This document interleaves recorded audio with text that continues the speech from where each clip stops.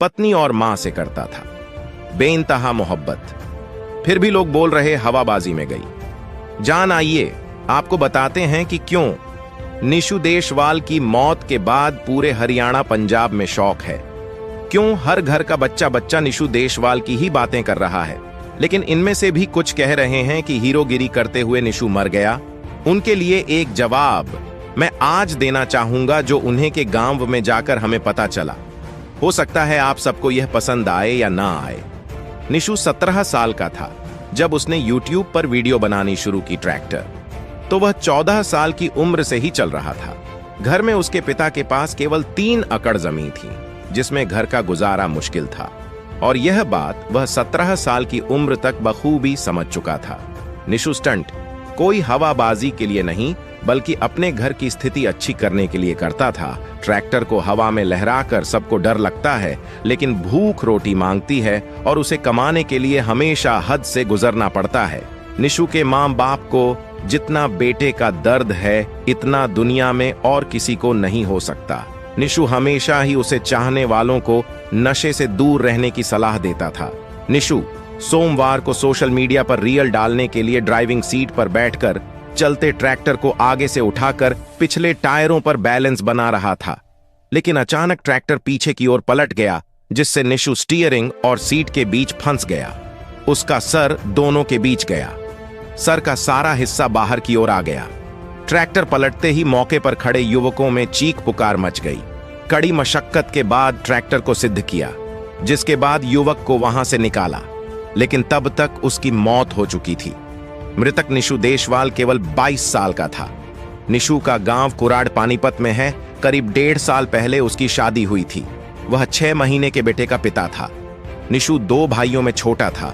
उसके पिता जसवीर खेती बाड़ी करते हैं।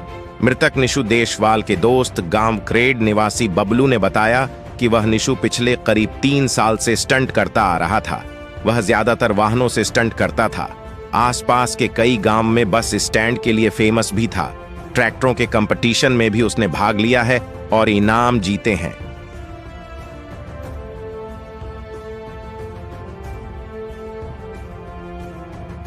अपने हाथों लिखी थी। निशु देशवाल ने अपना अंत निशु देशवाल की मौत के 5 दिन बाद भी नहीं आया। पत्नी को होस्कल टोचन किंग का गंगा में हो गया। समागम निशु के पिता का दुख से है। बुरा हाल पहले ही जानता था। जो काम वह कर रहा है उसमें कितना खतरा है। निशु ने कह दी थी ट्रैक्टर पर ही होगा। उसका अंत निशु देशवाल के चाहने वाले की आंखों से आंसू नहीं सूख रहे। निशु देशवाल की शादी को अभी 1.5 साल ही हुआ था।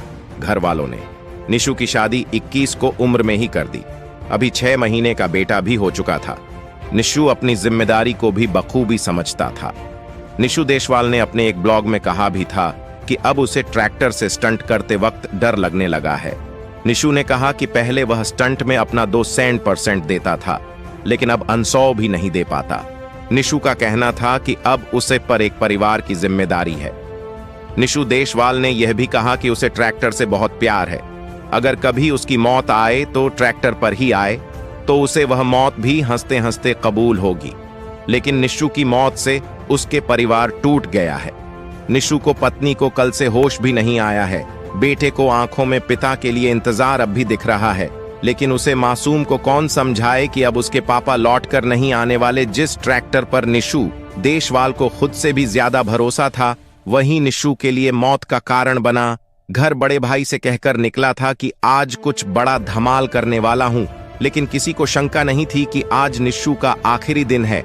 निशु परिवार में सबसे छोटा था। उसे ट्रैक्टर पर स्टंट करने का बचपन से ही शौक था और उसके पापा ने उसे शौक पूरा करने के लिए स्पीकर ट्रैक्टर लाकर दिया था, जिसे निशु ने अपने हिसाब से मॉडिफाइड करवाया। और इस ट्रैक्टर को वजह से निशु के YouTube पर 13 लाख सब्सक्राइब थे, जिसे निशु अपना परिवार मानता था। लेकिन यही स्टंटबाजी के चक्कर में लोग इस हद तक गुजर जाते हैं कि कभी कभी वह उनके लिए भारी पड़ जाता है।